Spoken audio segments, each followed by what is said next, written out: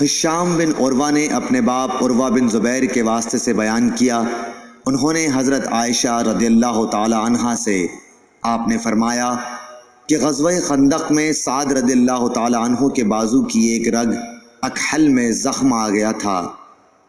ان کے لیے نبی کریم صلی اللہ علیہ وسلم نے مسجد میں ایک خیمہ نصب کرا دیا تاکہ آپ قریب رہ کر ان کی دیکھ بھال کیا کریں۔ مسجد ہی میں بنی غفار کے لوگوں کا بھی ایک خیمہ تھا۔ سعد کے زخم کا خون جو رگ سے بکثرت نکل رہا تھا بہہ کر جب ان کے خیمے تک پہنچا تو وہ ڈر گئے۔ انہوں نے کہا کہ اے خیمے والو، تمہاری طرف سے یہ کیسا خون ہمارے خیمے تک آ رہا ہے؟ پھر انہیں معلوم ہوا کہ یہ خون سعد کے زخم سے بہہ رہا ہے۔ حضرت سعد رضی اللہ تعالیٰ عنہ کا اسی زخم کی وجہ سے انتقال ہو گیا۔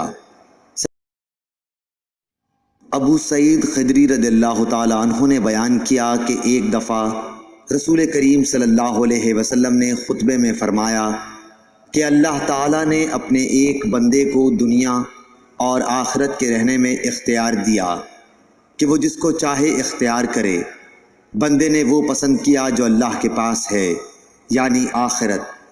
یہ سن کر ابو بکر رضی اللہ تعالیٰ عنہ رونے لگے۔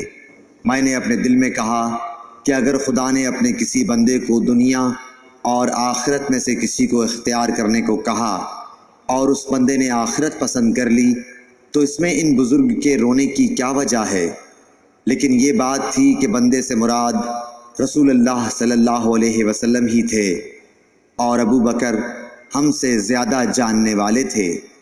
حضور صلی اللہ علیہ وسلم نے ان سے فرمایا، ابو بکر آپ روئیے مت، اپنی صحبت اور اپنی دولت کے ذریعے تمام لوگوں سے زیادہ مجھ پر احسان کرنے والے آپ ہی ہیں، اور اگر میں کسی کو خلیل بناتا تو ابو بکر کو بناتا، لیکن جانی دوستی تو اللہ کے سوا کسی سے نہیں ہو سکتی، اس کے بدلے میں اسلام کی برادری اور دوستی کافی ہے۔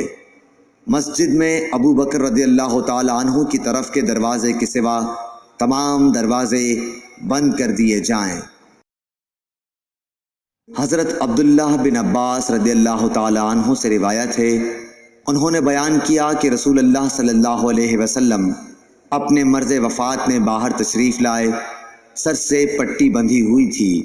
آپ منبر پر بیٹھے، اللہ کی حمد و ثنا کی اور فرمایا، کوئی شخص بھی ایسا نہیں جس نے ابو بکر بن ابو قحافہ سے زیادہ مجھ پر اپنی جان و مال کے ذریعے احسان کیا ہو، اور اگر میں کسی کو انسانوں میں جانی دوست بناتا تو ابو بکر رضی اللہ تعالیٰ عنہ کو بناتا، لیکن اسلام کا تعلق افضل ہے۔ دیکھو ابو بکر رضی اللہ تعالیٰ عنہ کی کھڑکی چھوڑ کر اس مسجد کی تمام کھڑکیاں بند کر دی جائیں۔ سائب بن یزید نے بیان کیا کہ میں مسجد نبوی میں کھڑا ہوا تھا، کسی نے میری طرف کنکری پھینکی، میں نے جو نظر اٹھائی تو دیکھا کہ حضرت عمر بن خطاب رضی اللہ تعالیٰ عنہ سامنے ہیں۔ آپ نے فرمایا کہ یہ سامنے جو دو شخص ہیں انہیں میرے پاس بلا کر لاؤ۔ میں بلا لایا۔ آپ نے پوچھا کہ تمہارا تعلق کس قبیلے سے ہے، یا یہ فرمایا کہ تم کہاں رہتے ہو؟ انہوں نے بتایا کہ ہم طائف کے رہنے والے ہیں۔